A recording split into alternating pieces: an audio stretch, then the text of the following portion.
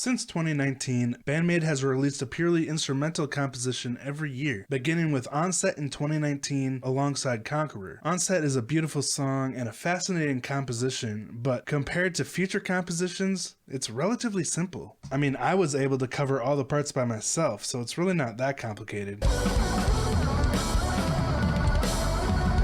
For KANAMI's lead guitar, there's only 5 distinct parts throughout the song, not including the guitar solo, which I brand the chordy part, the U2 section, the 5/4 shuffle, the tapping part, and the pull-offs. Throw in a relatively standard pentatonic solo, and you've got the guitar for Onset. In 2020, Don't Be Long was released as the B-side to the different single. This was already a huge step up in complexity from Onset, with more change-ups on the guitar, as well as a few pull-off and slide licks that seem to foreshadow From Now On. And this really beautifully melodic lead part that also seems similar to From Now On. It also features one of Akane's coolest extended drum fills.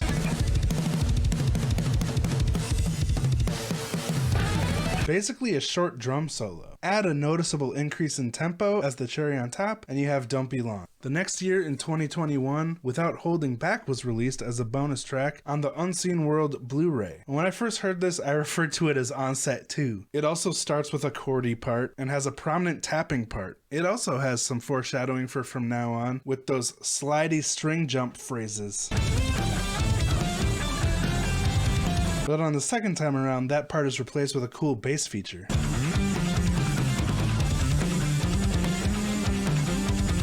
But the guitar remains on the same notes, just played more rhythmically to leave room for the bass. The song also features a heavy breakdown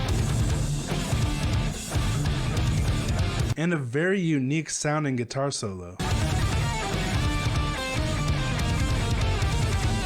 followed by some insane drum fills. So compositionally, it has a few substantial upgrades from the composition of Onset. But then we come to From Now On.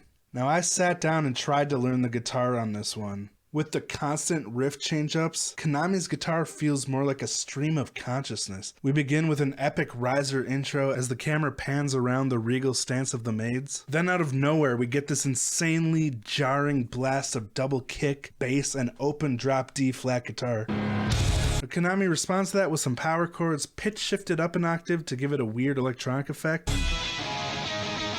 making the otherwise flubby chords sound super tight. When the drum beat kicks in, the guitar plays an inversion of the epic intro melody,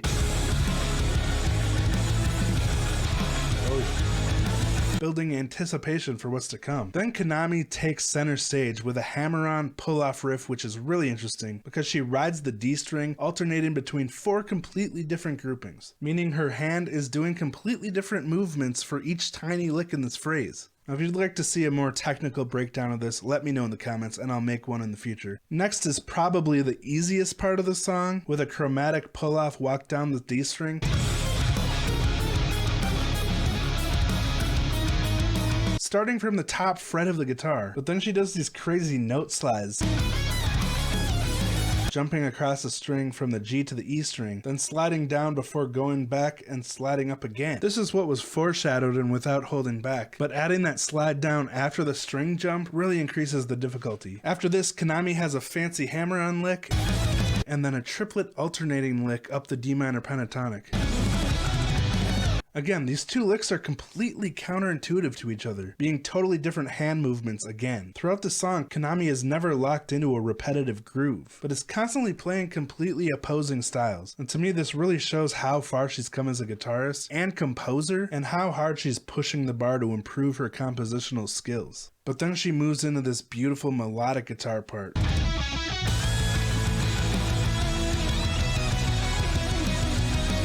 making fantastic use of bends. But again, rather than repeating that melody, she plays another alternate phrase.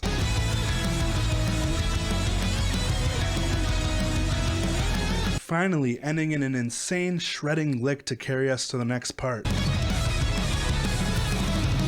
As the rest of the band returns to the progression from the intro, Kanami plays some nice D-flat minor triads to give our brains a chance to catch up, and Akane takes us back to the hammer-on pull-off riff with a tasty quadruplet fill.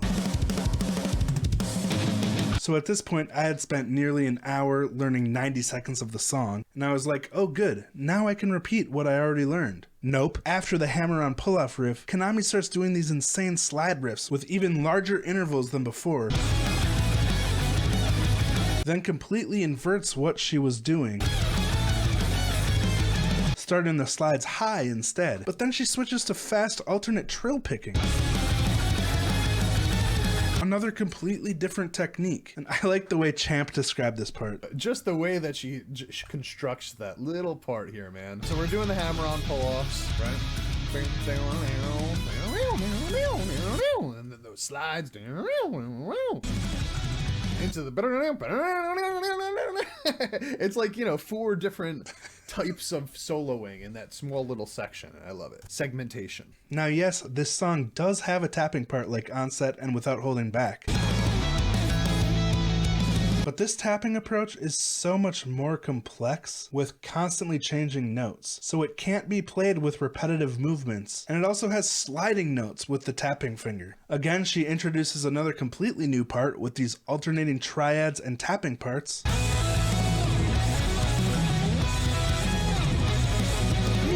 What even is that? Followed by a crazy sweep picking phrase.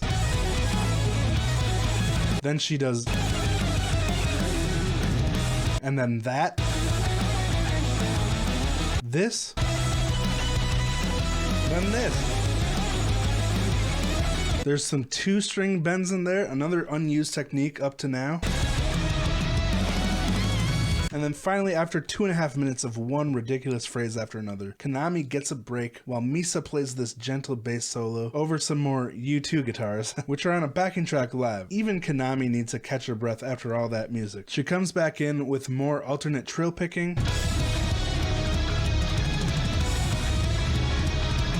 then brings back the hook melody that feels like a chorus.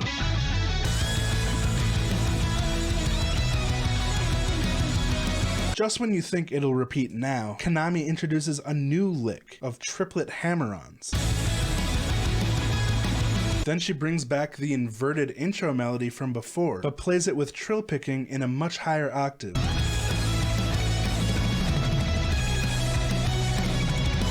Before throwing in some more sweeping licks,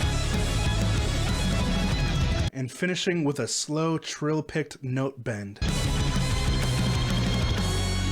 which are also incredibly hard to do because you're doing fast alternate picking on a string that's moving as you bend it. So you have to slightly adjust the position of your pick as you shake the pick back and forth, keeping control of what you're doing. Well, there's no doubt that Kanami is the star of this song. There's no slapping bass solo, just a couple notable drum fills. Miku provides a nice solid foundation of rhythm guitar, but Kanami just goes into a complete stream of consciousness lead guitar, throwing every guitar technique I can think of into it, from tapping, sweeping, trill picking, string skipping, bends, hammer-ons, pull-offs, and probably more that I just can't understand. The only repetitive part for her is the one hooky melody that feels like a chorus, and the 2 bars of pull-offs on the D string. Otherwise, it's all fresh, seemingly random lead guitar, and yet it all fits so well into the theme of the song and flows together as one cohesive composition. Every time Kanami performs this song live, it is a true feat of excellence. I can't imagine how challenging and intimidating it would be to play this live, and yet they performed it at every show during the US tour.